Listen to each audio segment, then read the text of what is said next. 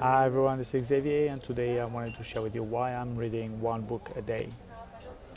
The average reading speed is about 200 words per minute. Depending on the level of education at school, you're on the higher grades, you're forced to, or you're required to read faster. But the average speaking speed is about 150 words per minute, and that is because of the punctuation, spaces, and flow of the expression. We process information differently. We have the visual information, obviously, and the auditory, what you see and what you hear, but you also have what you practice. And the retention of the information that you're getting depends on the preferred modes of learning that we all have. Now, obviously, we're using these three modes in different ways, but we are using all three nonetheless. A documentary is about 90 minutes, let's say 100 minutes for the sake of easy calculation.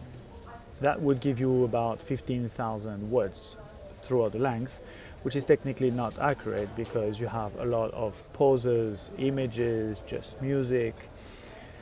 So that would be 15,000 words just to generalize.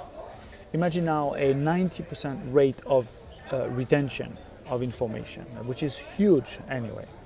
But that will give you, because of the images, you might remember better, because of the flow, because of the movement of the video, you might remember a bit better. So let's say 90%. That gives you about 13,500 words that you are retaining after the documentary.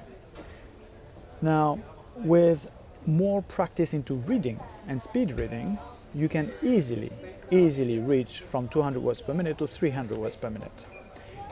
That makes it twice as fast than what you can hear. So for the same amount of time of 100 minutes, you will get about 30,000 words throughout these 100 minutes. The retention rate that you need to get to the same amount of words that you're retaining from the documentary is only 45%. So imagine you read a book and you retain only not even half of it. That will give you a retention of the same amount of words as the documentary. Now, at this speed, the retention actually will be much higher than that, right? Because 300 words per minute is actually very slow.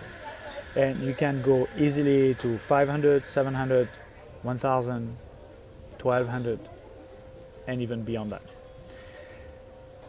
What you can also increase, how you can also increase the retention rate is not only working on your memory, which is obvious, but also about practicing what you're learning, and also about having purposeful reading, and that retention rate will multiply exponentially.